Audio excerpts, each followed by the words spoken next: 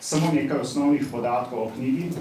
Beli panter, prva knjiga iz niza zgodovinskih romanov o Noriškem kraljestvu, prikazuje otroštvo in mlada leta glavnega junaka, njegovo družino, ljubezni in prijatelje, ki jih zaznamuje nastanek Noriškega kraljestva. To je zgodovinski roman, ki se dogaja na naših tleh in bližnji ter daljni okolici. Za boljše razumevanje romana in utripa tistega časa je knjigi dodan zgodovinski oris tistega časa, opis glavnih likov v knjigi, opis krajev v romanu in slovarček manj znanih besed. Dodan je tudi obsežen seznam virov in literature, ki so avtorju pomagale dogajanje v romanu ustrezno umestiti v čas in prostor.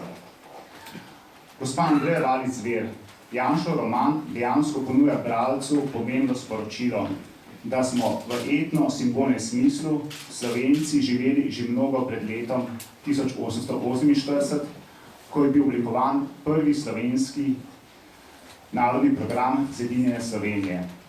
Res je, da so naši predniki v antični dobi, da se v antični dobi niso imenovali Slovenci, pa vendar v mitih, simbolih, vrednotah, navadah, šegah, obredih, zavesti o pripadnosti in skupni usodi živijo v nas. Kako kot zgodovinarka komentirate to vrstno sporočilo romana o Noriškem kraljestvu in čem vidite njegovo vrednost? Hvala lepa za besedo in seveda lepo pozdravljeni gospe in gospodje in zahvala tudi za tole povabilo k sodelovanju pri predstavitvi knjige Beli panter, Noriško kraljestvo oziroma Noriško kraljestvo, Beli panter, to je le prvi del izmed, upam, da še kupice knjig, ki izidejo. Kar se pa tega vprašanja tiče, ste dejali kot zgodovinarka, kako komentiram, bi pa rada rekla ob tej slovesni priložnosti na ugotovljena zgodovinska dejstva bi opozorila, na katerih verodostojno sloni podatkovno bogata in skoraj filigransko natančnostjo podana zanimiva pripoved o življenju na našem ozemlju pred več kot dvemi tisočletji. Avtorjevo živo zanimanje za preteklost današnjega slovenskega ozemlja botruje njegovemu izrednemu poznavanju do sedaj odkritih in znanih materialnih ter pisnih zgodovinskih virov, pa tudi novejših jezikoslovnih in genetskih analiz. O srednji zgodbi romana so dodani, kot je dejal že gospod Berlec, zgodovinski oris, seznam likov, seznam krajev v romanu, slovarček manj znanih besed, zemljevid Norika in okoliških pokrajin iz začetka 1. stoletja po Kristusu, ter seveda viri in literatura.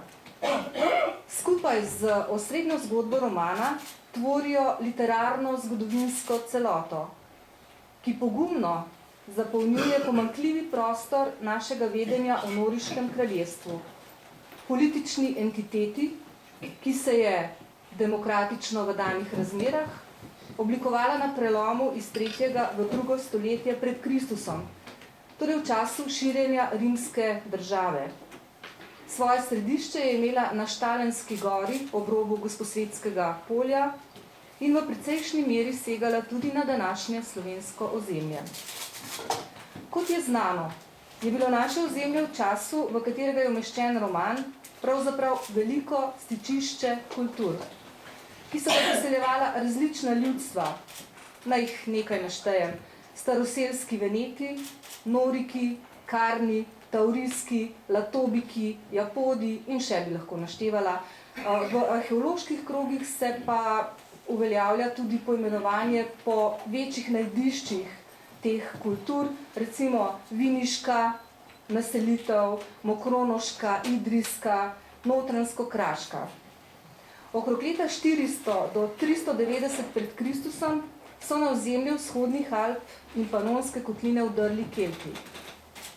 To je tudi zgodovinski mejnik med Halštatsko in Latensko železno dobo.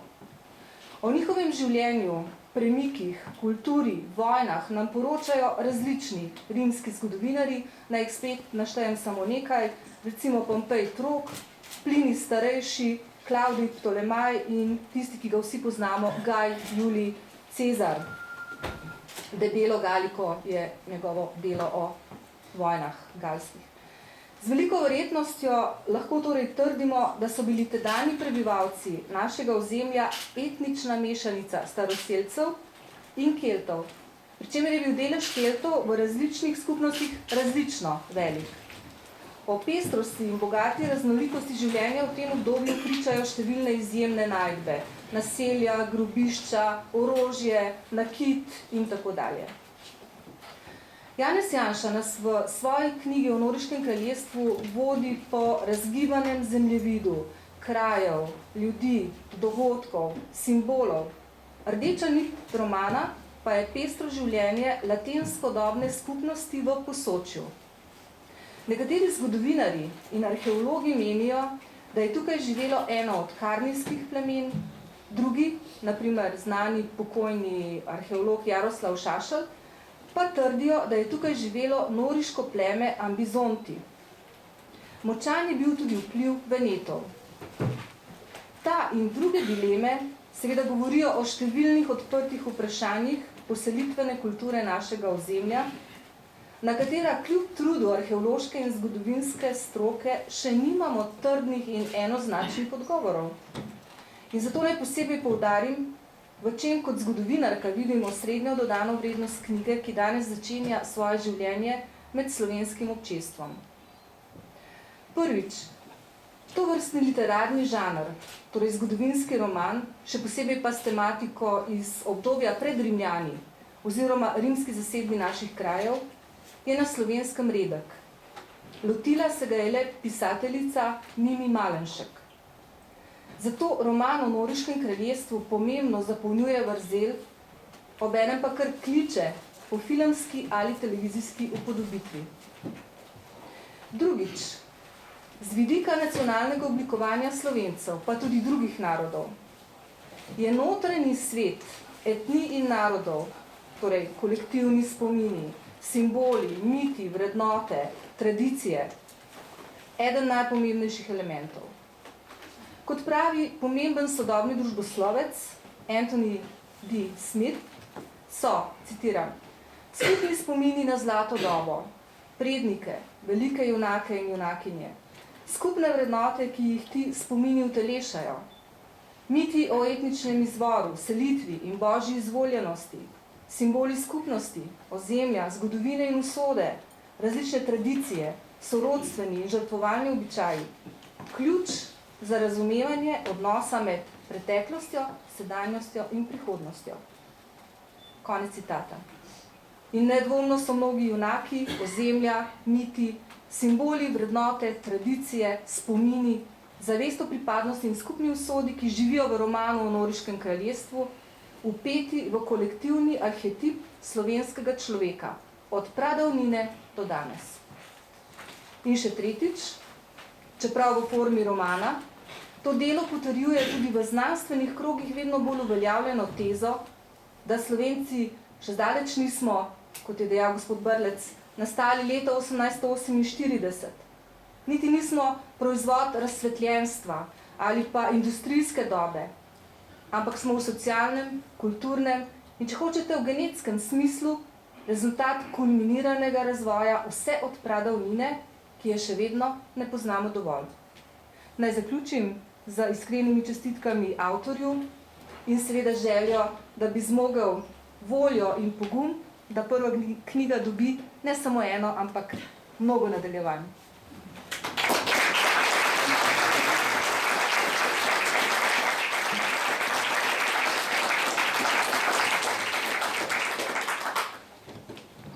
Gospod Janša, kot politik ste znani predvsem po vrhunskih analitičnih političnih tekstih in knjižnih uspešnicah, kot so Premiki, Okopi, JBDZ 7 in 8 let pozneje, ki ste jo napisali skupaj z Davidom Tasičem in Ivanom Bošnarjem. Lani ste izdali knjigo Za kulturo življenja, kjer so zbrani vaši analitični članki. letos pa je šla vaša knjiga govorov z naslovom Druga republika. Kako to, da ste se odločili napisati zgodovinski roman? Odkot ideja za to knjigo?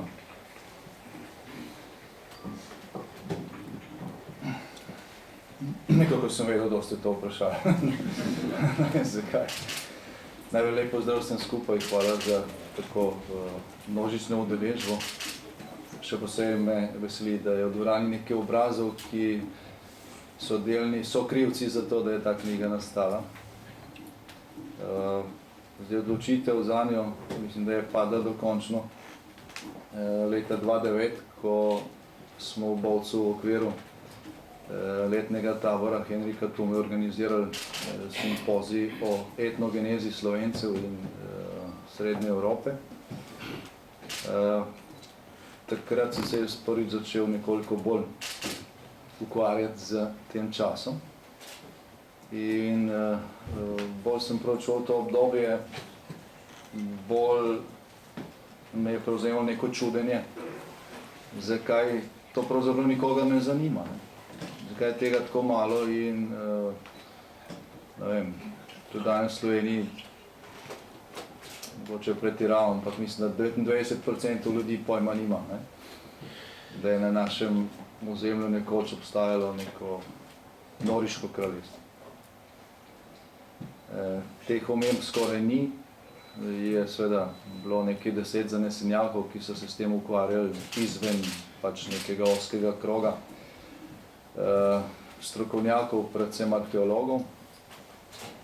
In še tistim, ki so se s tem obdobjem ukvarjali, so kot recimo Šavliju pa Tomažiču in ostalim učitelj, da pač prodajo neke pravljice in da vse, kar delajo, da je to v nasprotju z modernimi dognanji znanosti. Potem v zadnjih 15-20 letih se te kritika nekoliko omilila genetika. Tam se da znanstvenimi metodami za zelo daleč nazaj ugotoviti, čigavi predniki so kje živeli. In ravno genetika je pač postavila razne spopade teh teorij na bolj realna tla. Pravzaprav nihče ni dobil nekega 100% potrdila za svoje teorije, se pa da, vsaj kar se tiče etnogeneze, za neko tisočletje nazaj pravzaprav dokazati, tudi glede na to, katere gene imamo mi danes, kje je živelo več naših prednikov, kje manj, s kom smo si, s katerimi narodi v Evropi smo si po genih bolj ali manj podobni in podali. To ni najbolj pomembno, ker glejte, narod ni stvar krvi. Oziroma je v majhni meri stvar krvi. Drugače je to narod je stvar kulture, identitete, pripadnosti, jezika, zavedanja tega. Če pogledate čez lužo v Združene države, Američani se imajo za narod, ampak če njihovo genetsko zgodovino pogledate, kaj to vse najdete tam. Tudi veliko naših genov. Ker še kakšnih 100 let nazaj bil Cleveland največje slovensko mesto na planetu. Torej, po drugi strani pa seveda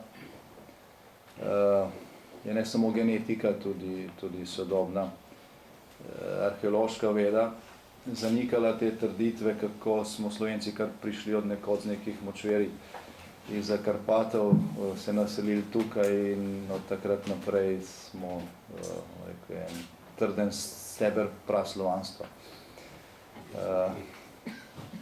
Če bi že pač želeli slediti tem teorijam, potem morali reči, da smo, kar se genetike tiče, tako kot vsi ostali evropski narodi, mešanca. Z nekaterimi smo si bolj podobni, z nekaterimi manj. Dočim je to, kar predstavlja nacionalno identiteto, pa v veliki meri oblikovalo tudi življenje na naših tleh, ne samo zadnjih 100 let, ampak tudi 50 ali pa 60 generacij nazaj. In ko govorimo o 50 ali pa 60 generacij nazaj pridemo v čas Noriškega kraljestva. Pa tudi pred tem časom so na našem ozemlju živela ljudstvo, plemena, nekateri so izginila. Tudi ta čas je zelo neraziskan. Pa tukaj ne gre za desetletja, gre za stoletja in gre za tisočletja. In naravnost šokantno je, da to v zadnjih stoletjih v Sloveniji pravzaprav ne samo, da ni nikogar zanimalo, ampak je to zanimalo manj ljudi, kot pa recimo v 19. stoletju. Tako so s tem ukvarjali Vodnik, pa že prej Valvazor, zdaj še recimo skoraj že kompleten prevod Slave Vojvodine Kranjske. Zdaj je išel, ne? Slava Vojvodine Kranjske je prvič prevedeno v slovenščino v 21. stoletju. Pa je to izjemno delo. Tam imate v drugem delu ogromno opisov in podatkov o tem, kaj je bilo pri nas pred tisočletji. Valvazor je v bistvu preštudiral vse znane antične zgodovinske vire in tudi vse ostalo. Mi pa smo imeli do pred par leti zgolj en povzetek prevoda v slovenščino. Ker Slava Vojvodine Kranjske je pač išla takrat v nemščini. Že to samo golo dejstvo kaže na to, da pravzaprav je bilo nekomu zelo interesno, da se ne ukvarjamo z lastnimi koreninami in smo, kar se tega tiče, en tak velik unikum v Evropi. Vsi ostali narodi ali pa države so bistveno več na tem. No, zdaj sem mogoče malo zašel. Takoj moram reči, da ta knjiga, ki jo danes predstavljamo, ni znanstveno delo. To je literatura. Nastala je v zadnjih 5 mesecih. V čim sem vere za to študiral kakšnih 5 let, tam od leta 2009 naprej. Tudi mnogo prostih dni smo z družino porabili za to, da smo obiskali nekatere od teh krajev. Človek je presenečen, ko hodi po Evropi, tudi ki je izven avtocest in naleti na imena, ki kot bi hodil po Štajerskem, recimo pri nas, ali pa obišče kakšno pokopališče pod velikim klekom, recimo, da boste našli na starih nagrobnikih priimke, kot jih najdete na Žalah, ali na kakšnih vaških pokopališčih pri nas.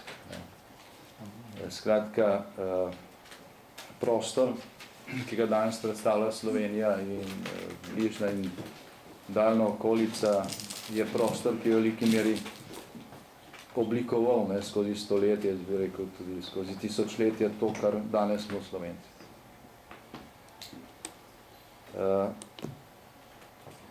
Ko sem se začel s tem ukvarjati, sem potem pogledal tudi v razne sezname, kdo je že kaj pisal v tem času.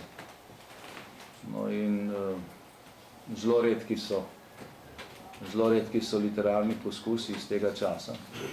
Pravzaprav je samo eden, ki direktno govori o Noriškem kraljestvu, to je že omenjen roman Mimi Malenšek, Noriška rapsodija, ki se ukvarja z zadnjimi vzdikljaji kraljestva,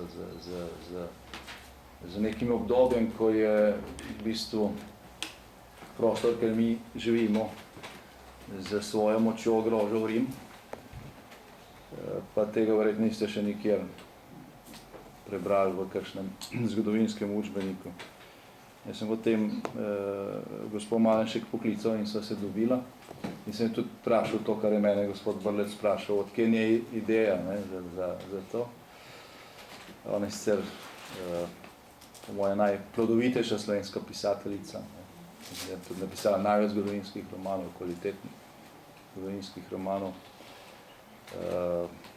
in bi jo veljalo bistveno bolj brati, kot se je v zadnjih desetletjih. Ona je rekla, to je bilo zelo preprosto. Ona je bila, mislim, da je bila tajnica Društva slovenskih pisateljev nekaj časa in so gostili na Bledu tisti Vili Ezop, nekega francoskega pisatelja. In ta je nekoč prišel ves navdušen z Dolenjske, kjer so ravno odkrili eno arheološko najdišče. In je pripovedoval, da so v nekem grobu odkrili ostanke bogatega plašča neke keltske kneginje. No in to je njo toliko potegnilo, da je začela študirati ta čas.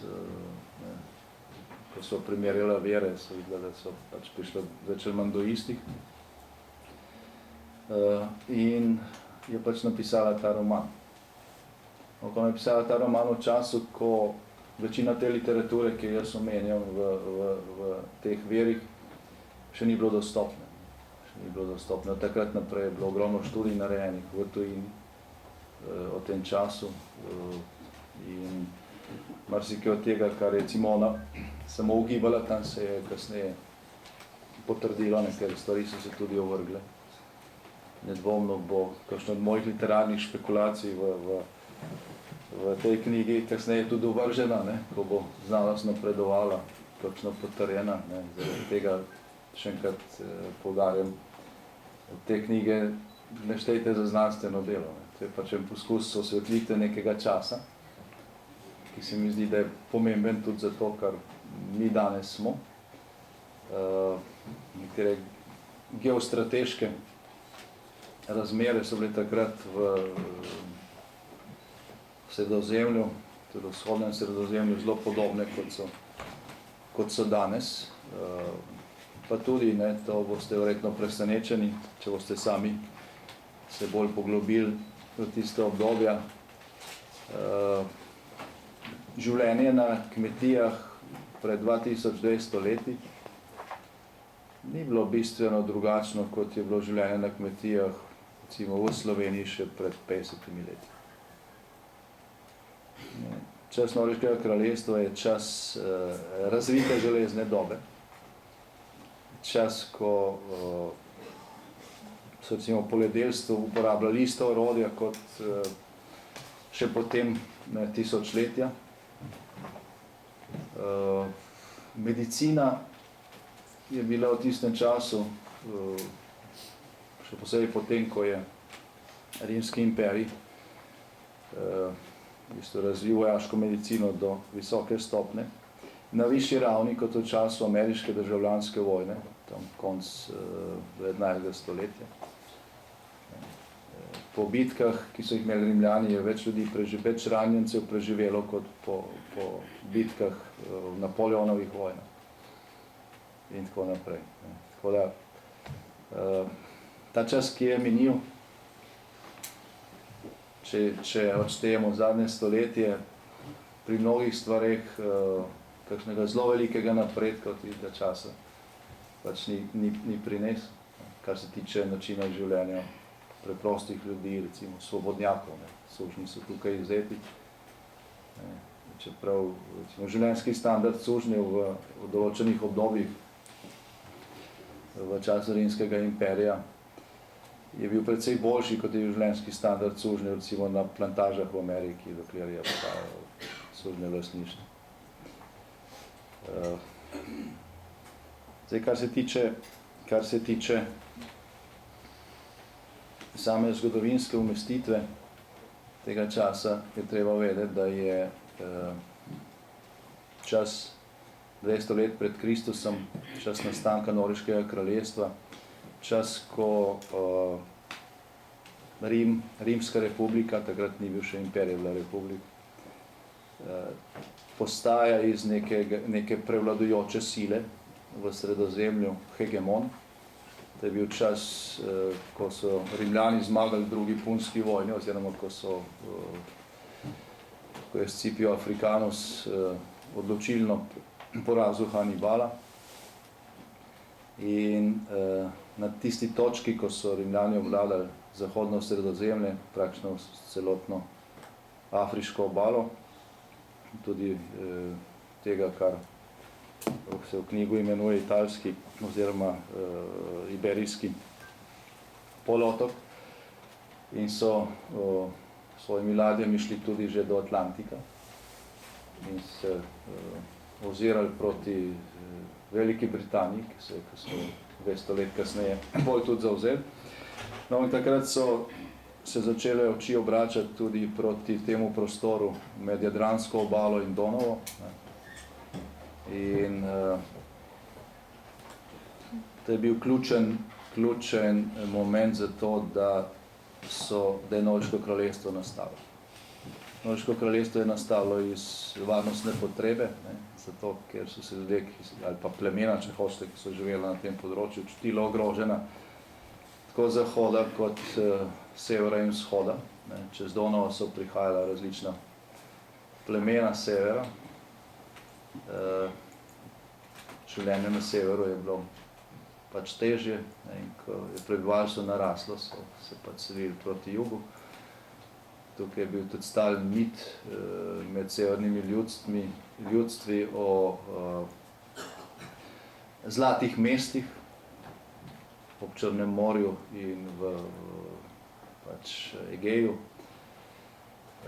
Že pred tem časom, o katerem govori knjiga, je neka ekspedicija, da iz zgodovine prave Keltov, ampak veste, ko slišite, ki je zapisano besedo Kelti, to je glih tako, da bi danes slišali besedo Evropejci. To še nič ne pove. Tudi v naših zgodovinskih učbenikih iz tistih časov, ko sem jaz hodil v šolo, pa mislim, da danes ni dosti drugače, je vse, kar je bilo pred Slovani, so Kelti in Iliri. Zdaj, Ilirov na naših tleh praktično ni bilo. Iliri so pač prevladovali na prostoru, ker je današnja Albanija, del Makedonija, del Bosne in Hercegovine, potem so bili Dalmati, ki jih nikoli niso pustili naprej. Kjer v ljudstvu so bili Dalmati, to še vedno veliko ugibanj, bili so pač Dalmati, Iliri sigurno niso bili. To je dokazano na naših prostorih, razen trgovcev in teh, ki so potovali, pa rokodelcev, ki so hodili okoli, ni nobenih ostankov, nobenega imena. To, kar je dr. Valičeva citirala glede navedb arheologov. Arheologi dost operirajo z časom, ki se je začel z prihodom Rimljanov, oziroma z osvajanjem Rimljanov v tem prostoru. Zdaj, Rimljani so imeli to navado, da so mnoga imena pač romanizirali. Tukaj imate nek zemljevid, ki je tudi v knjigi. Sem imel pač dilemo, ali pač risati za boljše razumevanje tega časa in prostora nek zemljevid, ki odgovarja natančno vsebini knjige, ali uporabiti nekaj, kar že obstaja. Odločil sem se pol, da objavim zemljevid, ki je bil na razpolago, ki je najbližje temu obdobju. To je zemljevid iz časov, ko na začetku prvega stoletja, verjetno ali pa iz prvega stoletja, zdaj, ko je bilo Noriško kraljestvo v bistvu že rimska provinca, celo dve rimski provinci sta nastali kasneje iz Noriškega kraljestva po zasedbi. In tukaj so imena, ki so seveda romanizirana. Ampak kljub temu so vsi koreni ostali. Drava je Dravus, Sava je Savus in tako naprej. Imena rek, številnih gora, naselij se še natančno vidi, kakšen je bil original. In ta imena so stara, niti niso iz časov Noriškega kraljestva, so še prej, iz prejšnjih časov, tako da mnoga, in so se obdržala do danes. Je tudi številne šege in navade, ki so se po slovenskih vaseh in krajih odvijalo in se ponekod še vedno, recimo v pustu in tako dalje, ne. Imajo korenine v tistih časih, ne. So takšni in drugačni zapisi, ki o tem pričajo, pa tudi ustna izročila, ki so ponekod še vedno ohranjene. Tudi številni liki iz slovenskega bajeslovja, ne, imajo pač korenine v tem času, pa tudi v času prej, ne. To se je ohranilo. Zdaj, če bi mi res prišli kot, rekel, nek strnjen narod iz Zakarpatov, bi verjetno tam prenesli vse. In bi, ne vem, tudi danes bili ti običaji takšni, kot so za Volgo, ne, ali pa kje daleč na vzhodu ali pa na severu. Teda pa so ta priseljevanje ljudstev v kasnejših stoletjih in tisočletjih pustila svoje posledice, ne, še posebej na ravninskih predelih. Tudi genetika v zvezi s tem daje danes pač nedvoumne odgovore in tako dalje, ampak ogromno tega se je pač ohranilo iz tistih časov. Skratka, če ta zelo dolg odgovor zaključim, ne, motiv za to knjigo je pač predvsem v praznini.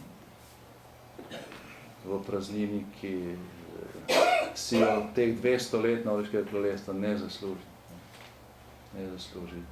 Ta knjiga opisuje, da je prvih slabih 20 let za to obdobje najmanj zgodovinskih virov, najmanj nekih trdnih virov, v bistvu. Potrebno precej napora, da se je ta zgodovinski okvir lahko sestal. Mogoče nekaj stavkov zapisov, originalnih zapisov, delih rimskih zgodovinarjev,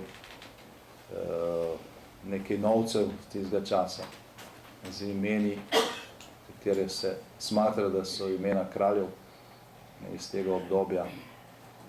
Na Štalenski gori, če boste šli kdaj obiskat prvo prestolnico Norveškega kraljestva, ne, to je zelo blizu Gospe Svete na Koroškem, so izkopali kar zajeten del, ne, Noreje, s tem, da kakšnih 50 let se je predvsem v Avstriji in Nemčiji odvijala polemika, kje je Noreja sploh bila. V prejšnjem stoletju tudi v Sloveniji bilo je ogromno teorij, kateri so jo skušali locirati, rekel celo tele nekam proti Vrhniki, potem za Sotočje oziroma današnji most na Soči oziroma vmesno Sveto Lucijo se je tudi dosti trdilo. Zdaj, na tem zemljevidu boste našli dve Noreji. Skratka, in teh krajev je bilo še več, ker so pač Noriki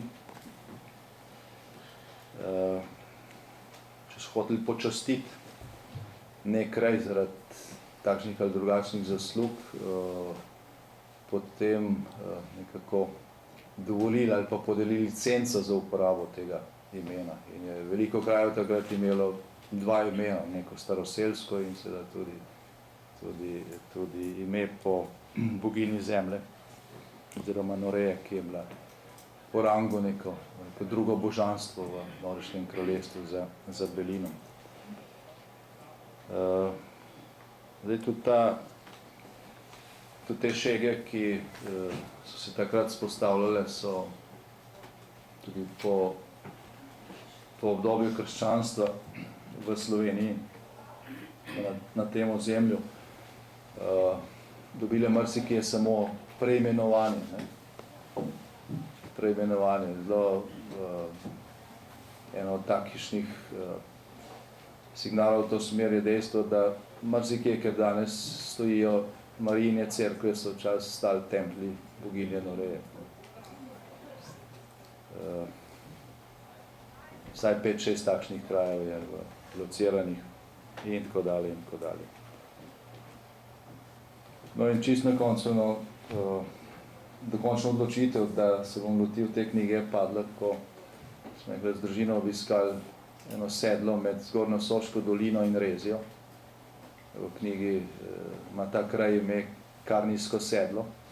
Če ste peljali tam čez, cesta sicer zelo ozka, kolesarji imajo radi. Tvojim pa, da ste tukaj več kot 3, ki ste že bili gor.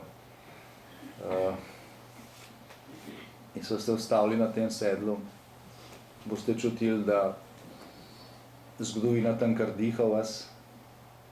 Arheoloških ostankov je malo, ker so med prvo svetovno vojno na tem sedlu Italijani zgradili majhno letališče za izvidniška letala in so verjetno večino tega uničili, kot tudi marsikje druge v Posočju oziroma tam, kjer je bila Soška fronta.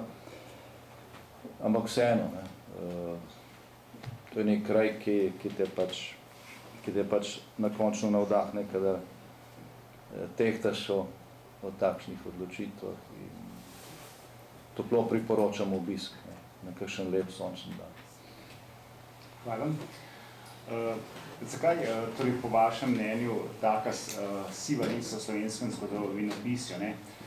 Čeprav sem sam študiral zgodovino in geografijo, smo v Norveškem kraljestvu slišali le malo, oziroma praktično nič. Včeraj sem gledal zgodovinski atlas Slovenije, na strani 23 sem zasledil nekaj malega o tem, torej šlo je za čas mlajše železne dobe, ko so bila keltska ljudstva na pohodu in Norveško kraljestvo naj bi torej obstajalo od leta 200 pred Kristusom do približno 15 pred Kristusom, ko so si ga podredili Rimljani. Torej, verjetno kot politik ste želeli s tem zgodovinskim romanom torej določene stvari tudi sporočiti slovenski javnosti, na nek način ste to že malo omenili, torej, da pač ni verjetno edina zveličavna teorija, torej, da smo Slovenci kot drugi Slovani prišli iz Zakarpatja. Ja, res ni nobenega razloga, da bi pač Slovenci bili po tej plati toliko različni od drugih evropskih narodov, še posebej zdaj, ko živimo skupaj z njimi v Evropski uniji. Ni nobenega razloga za to, da se sami obnašamo, kot da smo neko umetna tvorba, malo da ne na stalno umeten način. Ker Nemcem je zelo ustrezala ta teorija, torej, da smo mi prišli iz vzhoda, torej, da nismo v bistvu prvotni naseljenci na tem ozemlju. To je odgovarjalo tako imenovani germanski teoriji, kot tudi panslovanski teoriji. Nobenemu ni bilo v interesu, da se Slovenci ukvarjamo z koreninami in staroselstvom. Ker če se ukvarjaš s koreninami, potem krepiš lastno identiteto, veš, kaj si. Tisti, ki pa noče, da veš, kaj si, pa seveda temu nasprotuje. To je ključni razlog. In je bilo ogromno,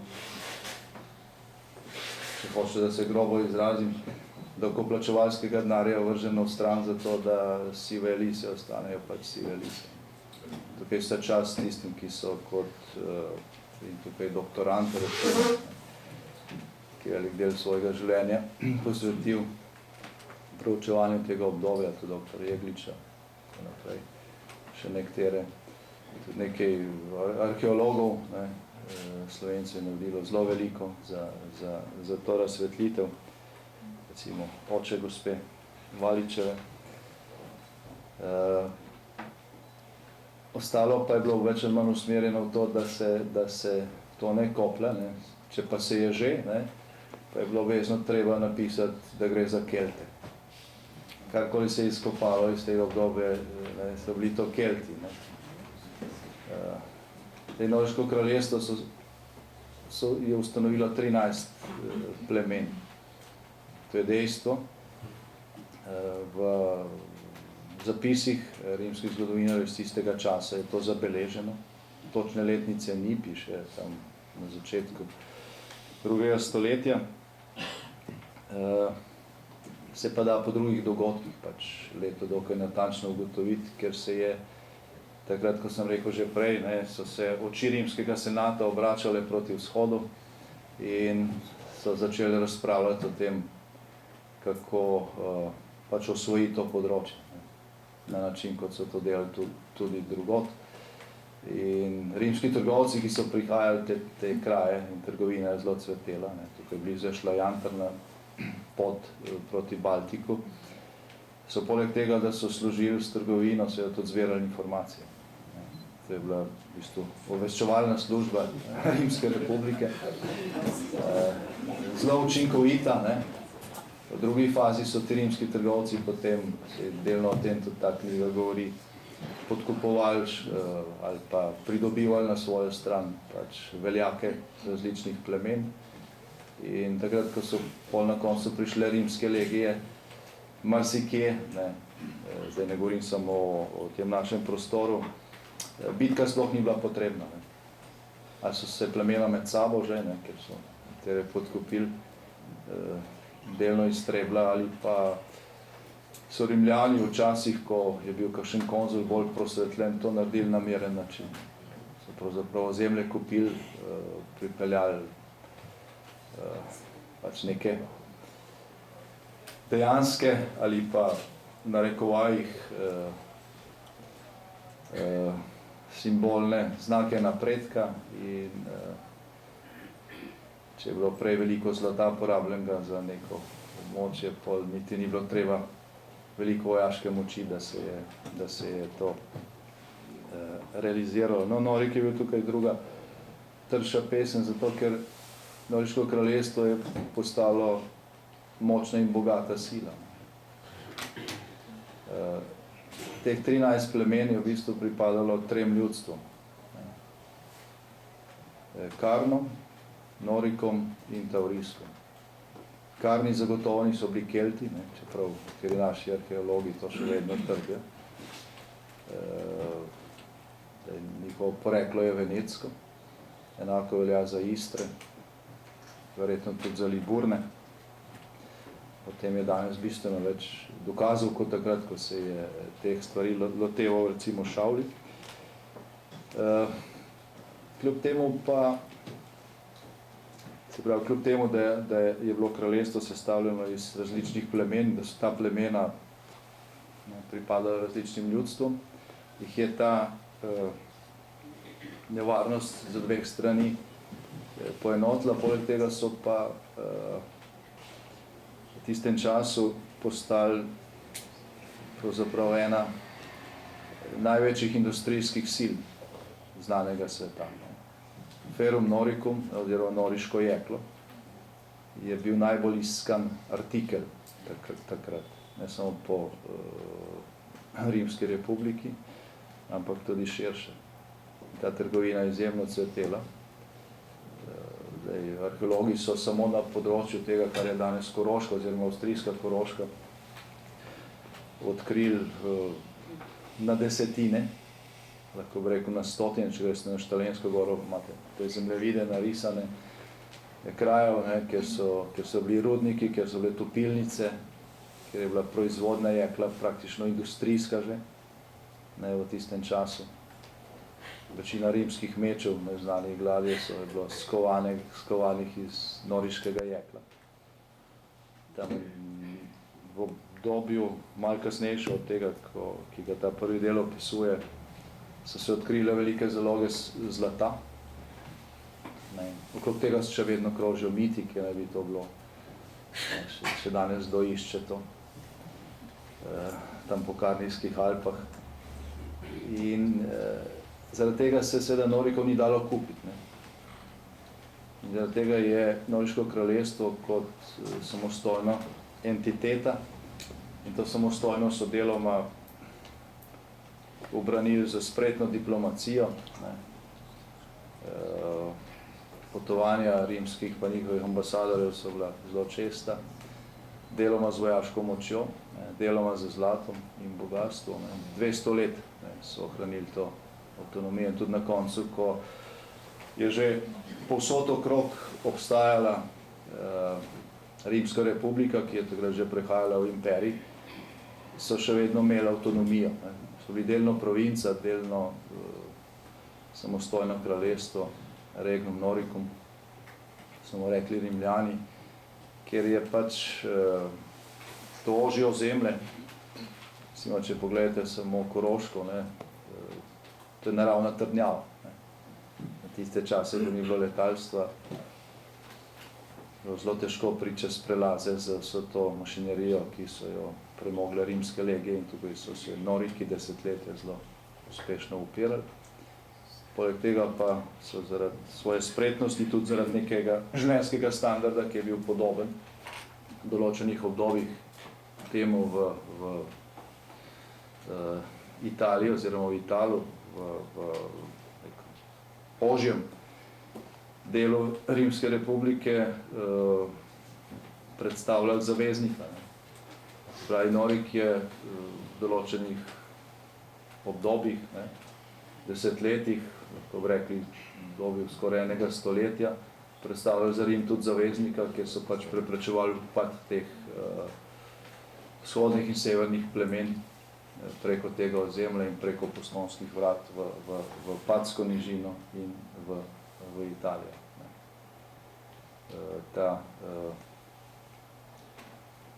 Kasnejša obdobja, za katere je tudi več zgodovinskih verov, so glede tega precej bolj burna kot to obdobje, ki se opisuje v prvem delu, je tudi več zapisov.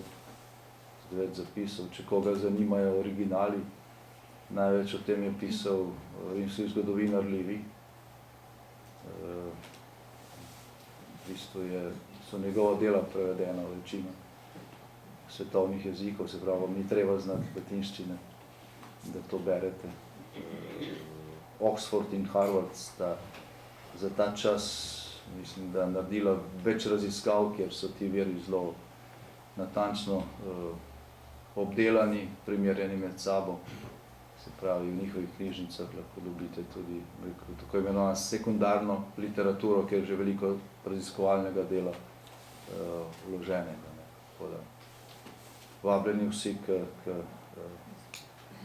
študiju tega obdobja. Hvala. Glede na to, da je bilo središče Noriškega kraljestva praktično isto kot v Karantani, torej na Gosposvetskem polju in širši okolici, se postavlja vprašanje, ali je mogoče vzpostaviti kakšne povezave med tema dvema državnima tvorbama. Tudi na naslovnici knjige je, torej na ščitu ima ta vojak oziroma častnik ščit, kjer je gor črni panter, potem je pa zraven tudi beli panter. Kot vemo, je bil pač simbol Karantanije, mislim, da črni panter. Kako je s tem? Črni panter je bil po nekaterih verih tudi simbol Noriškega kraljestva. Pa ne bom presenečen, če se bo v tej dokazalo, da je bil simbol tudi že za kakšno tvorbo prej. Ker to, kaj je bilo na teh krajih v bronasti dobi, gledajte, to je še večja neznanka ali pa še večja praznina. Razen kar se tiče nekaterih arheoloških najdb, kot pa to, kar je bilo v času Noriškega kraljestva. Obstajajo pa pač fragmenti arheoloških izkopanin, reliefi, deli zapisov, tako in drugače, iz katerega se da sklepati, da Karantanija ni nastala kar tako, na zraku, ampak da je bila tukaj že neka tradicija, neko vedenje o tem, kaj je bilo prej, da je šlo v bistvu za poskus obnovitve Noriškega kraljestva. V tem je zelo malo, težko vam citiram neko trditev nekega zgodovinarja z nečim imenom, ki bi to direktno rekel, je pa veliko sklepan pač v tej smeri. Ker od Noriškega kraljestva do Karantanije minilo kakšnih 20 rodov, 15-20 rodov in skozi ta čas se je tako ali drugače ohranilo marsikatero spoznanje in običaji in tako dalje. Takrat se je počasneje potovalo. To je tudi zelo zanimivo, če se te razdalje, ki jih danes preletimo ali pa prevozimo v nekaj urah, ali pa celo minutah, prestavijo tisti čas. Tukaj se pa dobi razlika. In organizirati kraljestvo ali pa državo v tistem času, te je zahtevalo ogromno znanja, spretnosti, tega, s čemer se danes ukvarjajo vede, kot so logistika, tudi javne finance, če hočete. Nekatere stvari je bilo treba tako urediti kot danes.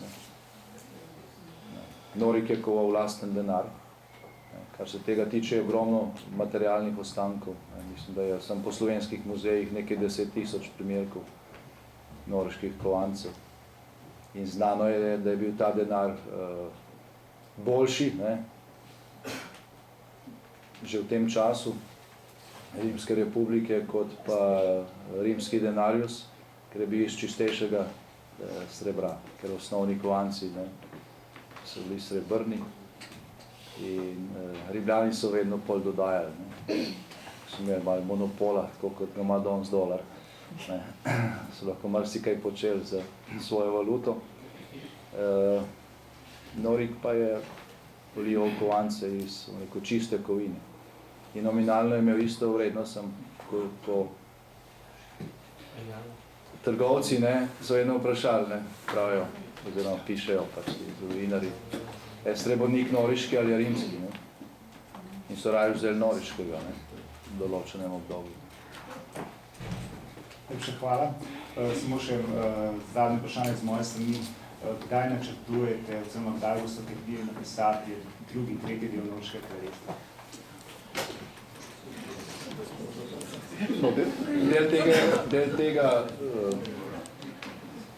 Del teh naslednjih delov je napisan, ker pač, ko študiraš ta čas, se ti ideje same utrnejo in jih pač skušaš sproti oblikovati. Tako da jaz imam sliko za teh 200 let v glavi. Delam tudi na papirju. Zdaj, kdaj bo pa to v obliki knjige, pa bomo pač videli. Odvisno tudi od tega, kakšen interes bo za ta prvi del. Ker če ljudi nekaj ne zanima, potem je motiv manjši, da o nekih stvarih pišeš. Najlepša hvala. Izrednega pomena, ki jo držimo, zato se mi zahvaljujem tudi za to. Poudarjajo nekaj elementov etnogeneze slovenskega naroda, ki so dejansko nekako v praznem, ali pa so bile v zadnjem času nekako popačene v tem smislu, da predniki Slovencev, predniki ne bi bili izključno Kelti.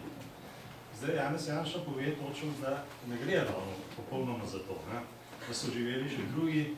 Tukaj so bili recimo tudi še nekaj manjših obsegov, mogoče nekaj ilirskih plemen, Pavoni, recimo Ligurni, Japodi. Sprav bila ena prazgodovinska mešanica. Ampak slovensko prazgodovinski opis je pa govori v tem trenutku pravzaprav izključno samo o Keltih. Mogoče je tukaj povezan tudi s kakšnimi fondi Evropske unije, ne vem, ampak glavno zelo so enostranski.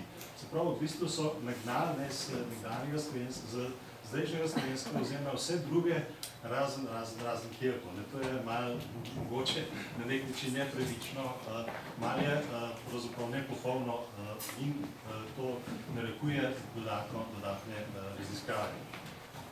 Ozemlje Norikuma, starega Norikuma, pravzaprav je bilo tudi podrejeno pozneje rimskemu imperiju, rimskim centurionom, neka vojaška, tuja vojaška oblast. Potem je bila germanska vojaška oblast, potem za nekaj prekinitjo ilirskih provinc, za katere ne vemo, zakaj so bile ilirske, pa zdaj so določen sprememba vojaške suverenosti iz nemške na francosko, potem se spet nadaljuje nemška suverenost in potem v nekdanjem stoletju, v prejšnjem stoletju pa vojaška prevlada Slovanov, se pravi v bistvu srbskih oblasti, tako rekoč, če to smo bili veseli, pravzaprav v določenem obdobju so nam kje pomagali, tudi ne moramo skrivati, vendar je pokazalo se, da so bili to tudi tuji centurioni.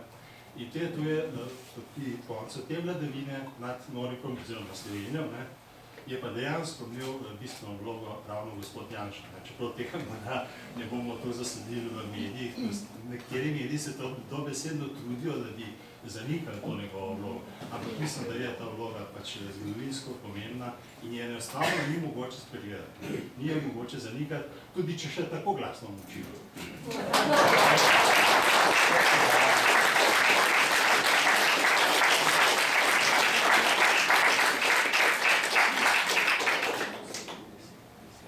Ja, izvolite, gospod Janša. kar se Ilirov tiče, tega, kar ste najprej rekli, gledajte, zdaj tukaj je izvirni greh pri rimskih zgodovinarjih. Ne? Zdaj, Rimljani so ves živelj med vzhodno obalo Jadranskega morja pa tja do Donave najprej poimenovali za Ilire, ker pač niso poznali.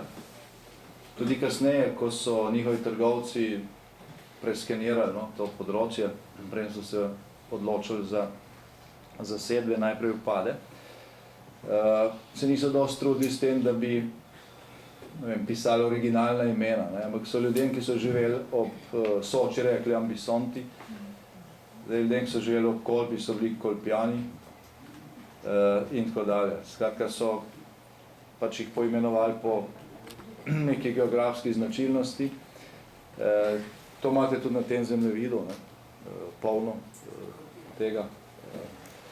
Čeprav so kasneje, ko so pač filigransko šli v pripravo terena za okupacijo, grobo rečeno, naštudirali vse, in zgodovina in verovanja teh plemen in tako naprej, medsebojne spore in so to znali izkoriščati. Tako da v rimskih verih imate ponekod zelo natančna poimenovanja in opise in tako naprej, in imate pa tudi pač rumeno literaturo, kjer se govori zelo nasplošno, barbari Iliri, tako približno. Čeprav je šlo za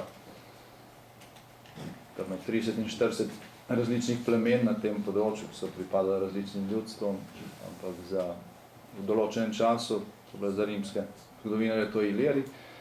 In seveda polje, ko so bile na pohodu te germanske in panslovanske teorije pri nas, je to tudi nekateri našim zgodovinarjem zelo ustrezalo in so to enostavno pobrali.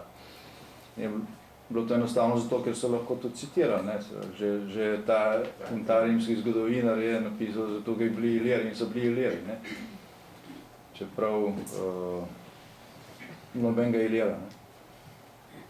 Na prvem mestu v literaturi je knjiga enega madžarskega zgodovinarja in tudi arheologa Ahuldija, Noricum, ki je zelo natančno raziskal Noricum v času, ki je bila to rimska provinca, s tem časom, ki se v bistvu ni dosti ukvarjal, ampak mnoge stvari so zelo uporabne. Recimo, ohranili so se seznami upraviteljev te province, seznami ljudi, ki so bili rekrutirani ali pa so sami javili v te rimske pomožne enote, kasneje so dobili državljanstvo tudi v legije in tako naprej. In iz teh imen se točno vidi, kakšno prebivalstvo je živelo tukaj. In ilirskih imen skoraj ni.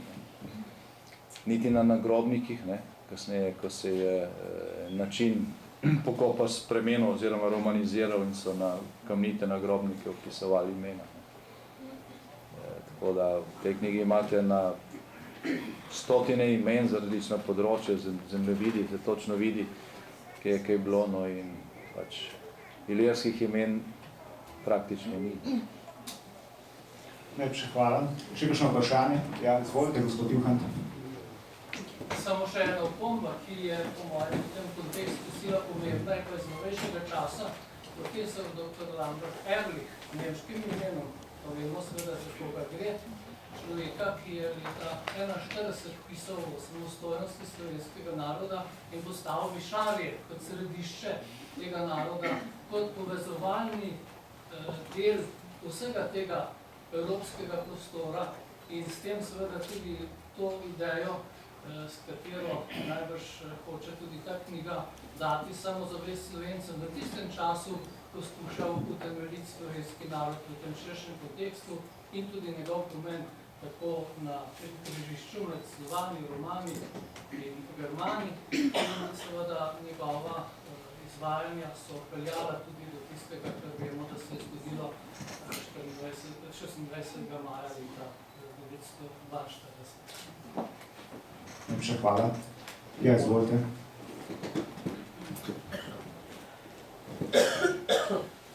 Moje ime je Andrej Rant, jaz sem eden od članov, ki smo osnovali leta 1997 pri Slovenskem kongresu projekt Korenine slovenskega naroda. In z namenom, da se objektivno razišče naše korenine, naš izvor prebivalstva iz tega območja. Leta 2000 sem osebno naslovil na tedanje vlado, na gospoda Drnovška, apel, da se ustanovi poseben inštitut za proučevanje etnogeneze na tem področju. Seveda nisem dobil odgovora, dobil sem edini odgovor tedanjega šolskega ministra. No, ta skupina je plodno delovala do letos. Predili smo 13 konferenc, izdali zbornike, no, ob tem smo pa še ožja skupina, ki je delovala res na izključno znanstvenih temeljih in se imenuje RES, to se pravi raziskovalci evropskih staroselcev. Smo tudi v Bovcu o pomoči gorniškega kluba organizirali več teh znanstvenih srečanj. Jaz se zahvaljujem gospodu Janši, da je s to knjigo populariziral to našo neosvetljeno in zamolčano zgodovino, ki pa ima svoje kontinuitete, tako naprimer, ko je bilo rečeno, kje so povezave s starim svetom, recimo obred ustoličevanja na Gosposvetskem polju ima prazgodovinske elemente, ki so poznali tudi drugod v Evropi. Drugače pa, recimo, če kdo dvomi o venetskem, da so Veneti predniki Slovencev, naj si ogleda napise, ki so se ohranili v Toplicah, v Furlaniji, pri Kalalcu, se pravi, to so bili napisi na bronastih ročajih golit, s katerimi so se tedanji ljudje, ko so se zdravili tam, zahvaljevali božanstvom za ozdravljenje. Tam recimo samo to rečem, piše gor, zaliži kostno, se pravi, da se zaceli rane kosti, kostolome. Teh napisov je po 60. To naj si preberajo slovenski jezikoslovci, potem pa naj dajo sodbo v zem. Ali smo prišli za Karpatov, ali pa izviramo avtohtono. Hvala lepa.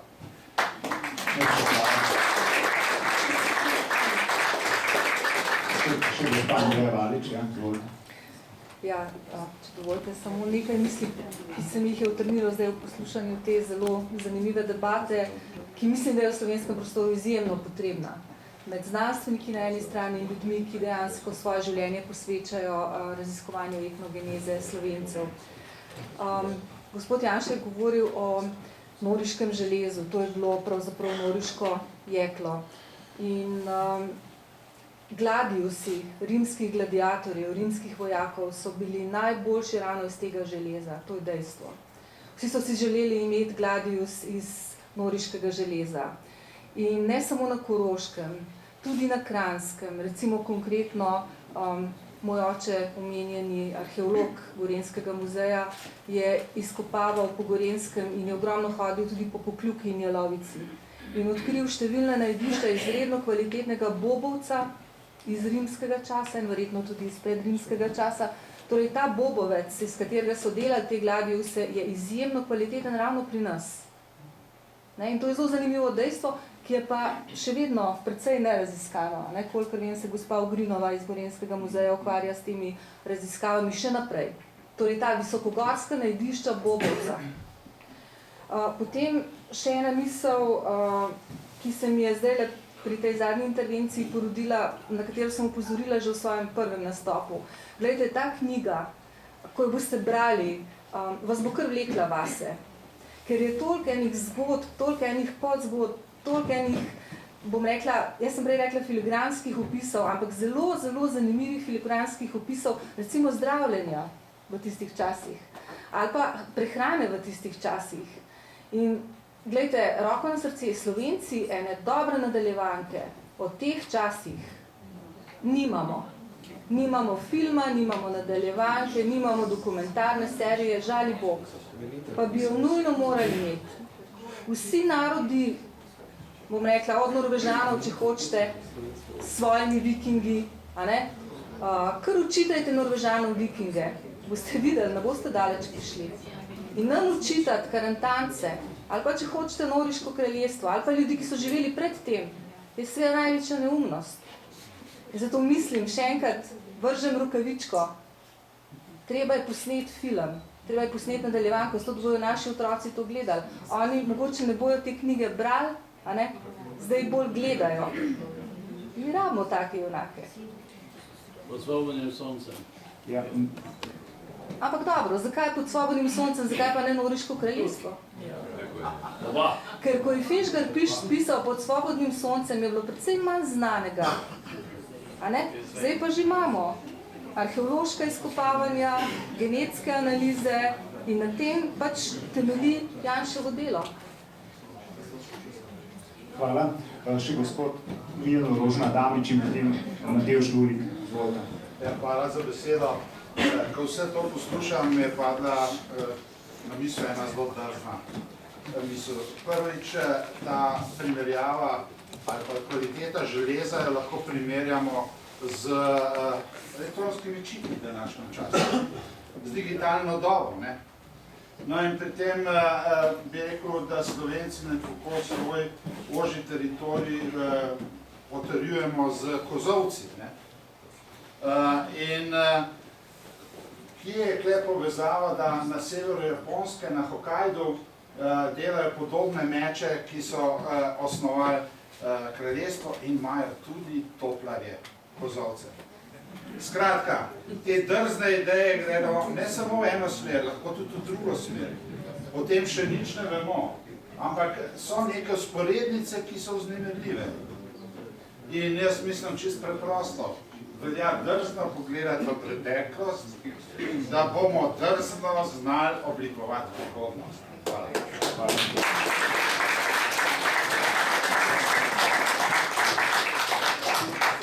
Jaša Lurik, moje ime, jaz sem urejal zapuščino Mateja Bora in če sem mogoče naletel na kakšno skeptično skepso, ko sem gledal vsa tista imena, lahko povem eno veselo novico, da smo danes Google generacija in lahko to sproti preverjamo na internetu. Dokaj nenavadno se mi je zdelo, da je vas Nivice v dolini Daosta, pa da so v Švici pa Franciji imena vasi, ki se imenujejo prelazi in je na zemljevidu na obeh straneh Vljuga. Zato menim, da je danes en srečen čas, ko je bila ta knjiga izdana. In menim, da bo ta knjiga v pravem trenutku dobro prispevala k slovenskemu domoljubju. Pa še to, vedno, ko odkar je več stvari znanih o tej temi, vedno, ko grem v kakšen velemarket in ko gledam, pač živimo v obdobju globalizacije, si ogledam deklaracijo v vseh jezikih Evropske unije. In tudi sami boste lahko opazili, da tam, kjer je česen, da tisti izdelek, ki vsebuje česen, je v litvanščini napisano česnikas. Mogoče pred 20 leti tega nismo imeli preverjati, danes pa lahko preverjamo. In globalizacija torej ni samo obdobje, ko žre narode, ampak je lahko tudi obdobje, ko se lahko zavemo sami sebi.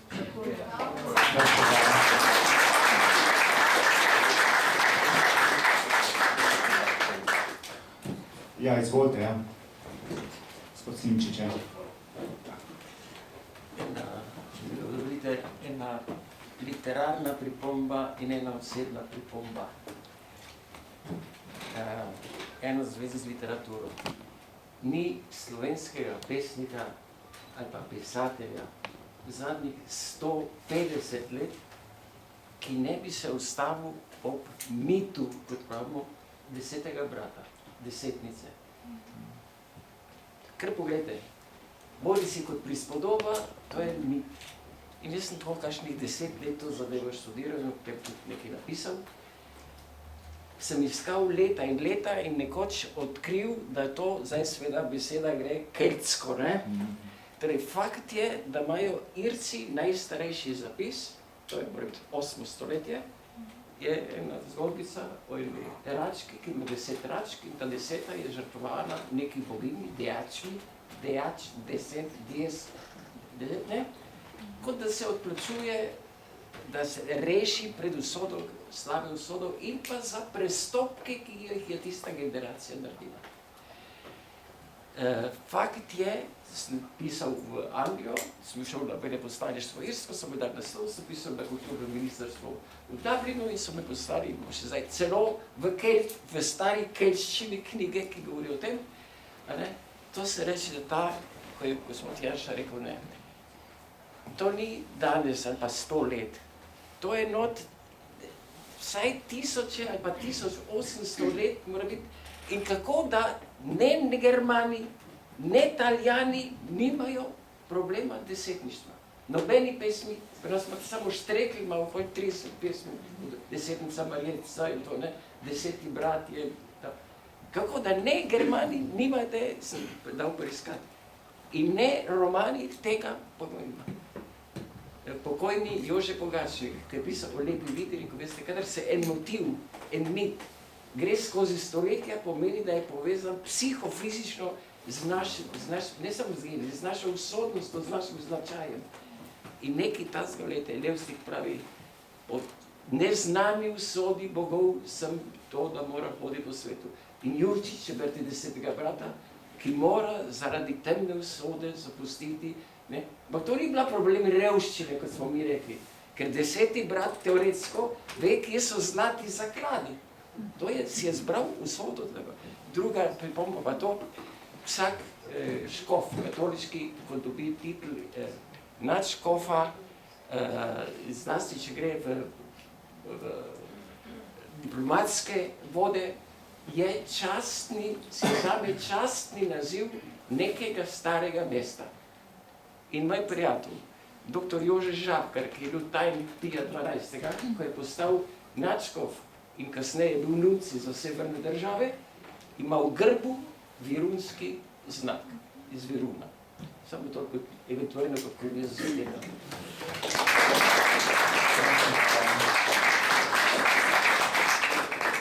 Še kdo? Potem pa najlepša hvala vsem za udeležbo. Kakšno vprašanje za gospoda Janšo, ki ni neposredno vezano na to literaturo? Sto dni vlade, me zanima komentar. Veste kaj, zdaj bi gospod Janša še nekaj povedal, pa potem morda kasneje. Gospod Janša, izvolite. No, ta predstavitev ni greh namenjena 100 dnem vlade. Razen če gospod Vodušek vpraša, ki je prenašal stvari izpred sodišča.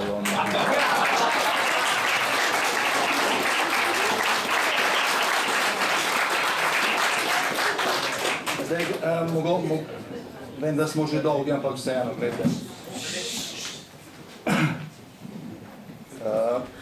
S komorkoli sem se pogovarjal v tem času, ne, je beseda naletela na Finžgarja in knjigo Pod svobodnim soncem. To vsi Slovenci poznamo. Ne. Zdaj, ta knjiga govori o času najmanj 600 let pozneje od Norveškega kraljestva in je v veliki meri tudi proizvod te panslovanske vročice v tistem času. Ne. Ni pa nujno, da je njen zgodovinski okvir popolnoma zgrešen. Kjer v času pač razpada ali pa že zatona vzhodnega rimskega cesarstva so pač ti prodori slovanskih plemen preko Donave izpričano zgodovinsko dejstvo. Ni pa ravno izpričano, da so tisti prodori segli do nas. Tukaj je pa ta sodobna genetika več ali manj nad tem postavlja velike vprašanja. Velike vprašanje. To, kar je gospod Simčič prej govoril o Jercih, če ste prebrali to študijo etnogeneza ali pa genetski izvor evropskih narodov, zdaj kakšnih 7-8 let nazaj, bila ta študija objavljena, najdete tudi na internetu. Boste videli, da imamo mi pa Jerci en kromosom zelo podoben, da je 20-30% podobnosti. Presenečeni boste, ko boste videli, da je tam nekoliko manjša podobnost tudi z Norvežani. Je pa tudi podobnost z Belorusi, pa Slovaki, Ukrajinci. Relativno malo pa z južnoslovanskimi narodi. Tako da v naslednjih 10 letih bo zaradi genetike pa teh raziskav, če se bodo naprej opravljali, marsikater mit padel. Zdaj v koncu pa še eno. No, gledajte, verjetno ni v tej dvorani nikogar, ki ne bi slišal za Hallstatt, za hallstatsko obdobje. To obdobje je dobilo ime po Hallstattu, nekem kraju, kjer so iz železne dobe odkrili razne ostanke. Ampak ti ostanki iz Hallstatta so bistveno manj bogati in jih je tudi bistveno manj kot tega, kar je bilo odkrito na Vačah. Skratka, če bi se naši bližnji predniki malo bolj potrudili z reklamo, ne bi govorili o hallstatskem obdobju, ampak o vaškem obdobju. In bi imeli tam na Vačah ogromen muzej z ogromno obiska iz cele Evrope. Ker najdišče iz istega obdobja, iz istega časa, bistveno bolj bogato. Situla, ki jo vsi poznamo, je samo pač eno teh odkritih artiklov. V Hallstattu ni nobenega podobnega, rekel, z tako preciznostjo in z to stopnjo izrazne kulture. Potem so tukaj negovske čelade. To je izjemno pomembna arheološka najdba iz Negove. Pa to poznajo, bistveno bolj se to pozna po svetu, v Avstriji, recimo, ker to je glavno zdaj v Dunajskem muzeju, kot pa pri nas. Pri nas to v večini zgodovinskih učbenikov niti omenjeno. Je pa praktično povsod drugot, vseh drugih zgodovinskih učbenikih, ki govorijo o teh časih v drugih državah. Tako da te stvari so pomembne tudi za promocijo in če hoče, da se izrazim tudi v sodobnem jeziku, za dobičke v turizmu. Tudi to mečemo stran. Najlepša hvala. Najlepša hvala. S tem bi zaključil tiskovno konferenco.